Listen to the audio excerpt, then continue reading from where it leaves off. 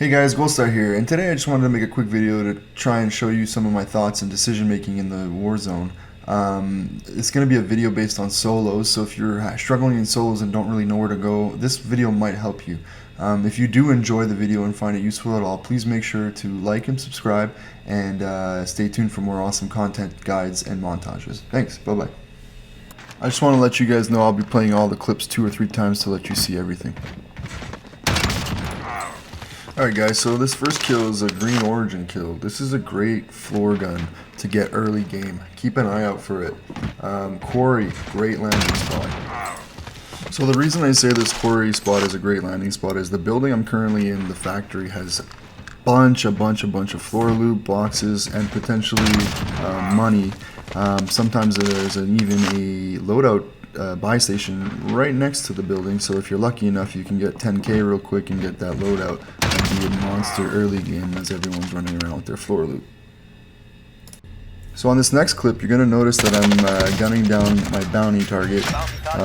If you see bounties early game, these are always a good idea, and so are scavengers. If you're successful in killing your bounty early game, you get about 6,000 to 8,000 bucks right away. If you didn't get that loadout already, this is a good time to go get it with all that extra cash, or you can use it for self-revives, UAVs. Just remember, cash is king. You can also see that I'm up on a roof. I love looking down from the roofs, it's just how I feel comfortable. So this kill is pretty straightforward. Off the camera, I was able to call in a UAV with that money I got from the bounty. I noticed this guy was landing on me from the gulag, so all he had was a floor loot gun while I had my complete loadout. Easy peasy. So again, this is just another situational advantage I have since I'm running a shotgun class. Anything that's close range, I'm going to push and be aggro because I know that most of the time people won't have a gun that's as strong as mine at such close range. Actually, as well, you'll notice that I throw a C4 into the tent because I had an idea he was there. This is a good way to try and get some easy hit markers to confirm if someone's in the corner or not, and then also you take a good chunk of their shield right before you start the fight. On this one, you're going to notice that I'm pushing with the edge of the storm. This is a pretty solid strat to make sure no one comes up from behind you. The guy in front of me had no idea I was here because he had just killed someone down this hallway, so he wasn't expecting anyone. Another good idea is to take routes that you've seen someone else take, because the chances of 2 people taking the same route are pretty slim and people won't look for that second guy.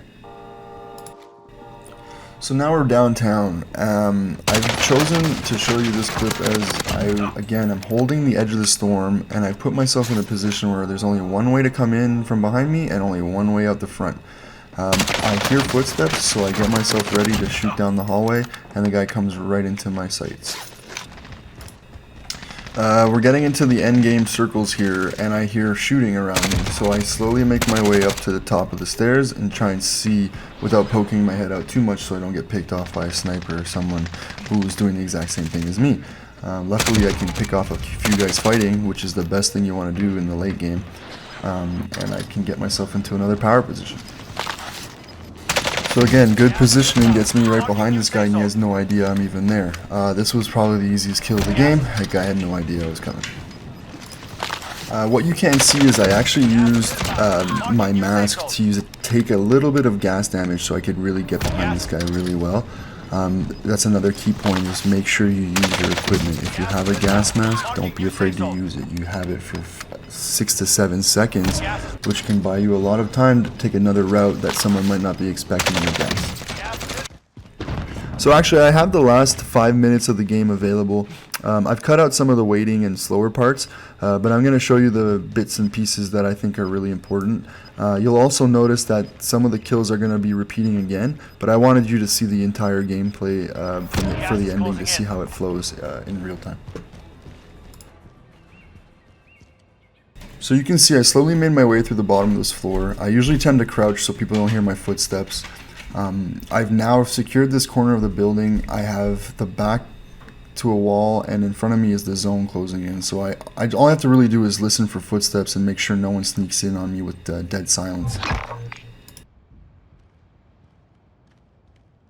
10 remain. You're nearly So done. most of the time I try to run with the edge of the storm, but sometimes when I'm in the late game, I like to push to the next zone preemptively so I can try and get to a good spot. When you get to a good spot before everyone else in these small zones, you can usually try and pick people off as they try to push away from the gas.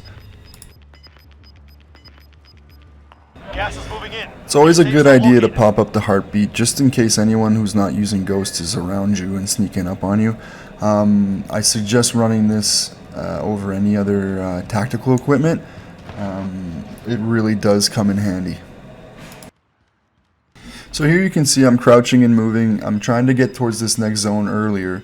I want to be one of the first ones to this zone, so if people are trying to come in from behind me or from the sides, I'll already be there waiting and ready. Gas is closing in.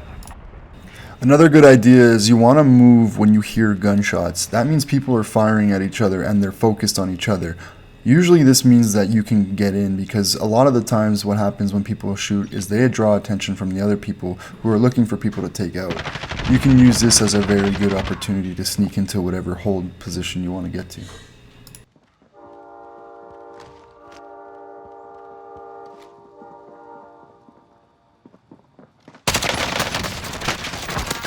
So now you can see what getting into the position early can do for you. This guy tried to take the same route that I did. Unfortunately for him, I was ready and waiting and staring down that hallway with my gun. Only 5 remain. Finish your mission. So here you're going to see me actually call a cluster strike on myself. Because the zone is so incredibly small, I could have gotten lucky here and had someone on the roof chilling. Or I could force people out of their positions because they don't want to get hit by the cluster strike. So if you have kill streaks endgame, don't die with them. Make use of them. So because I know there's nothing behind me and there's no way to really get in from behind me, this is a very low risk peek.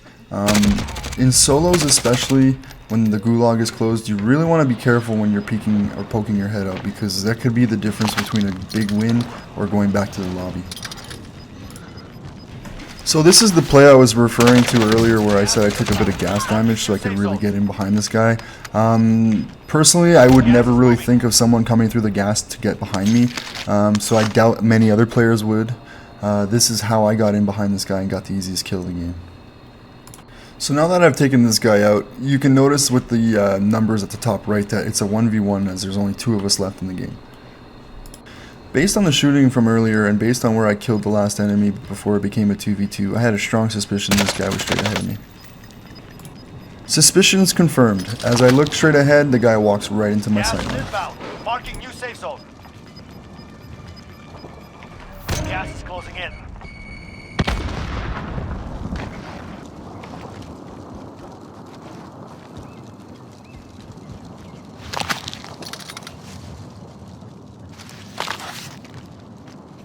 So again, if you have a mask, make sure you use it. Sometimes it's really great to get into the zone before everybody else, even if you have to lose a couple of ticks off your gas mask. Also remember to play what your loadout is. If you have a shotgun, try to play close quarter stuff. If you have a sniper, don't be right next to the guy. This is your last chance. Finish the job.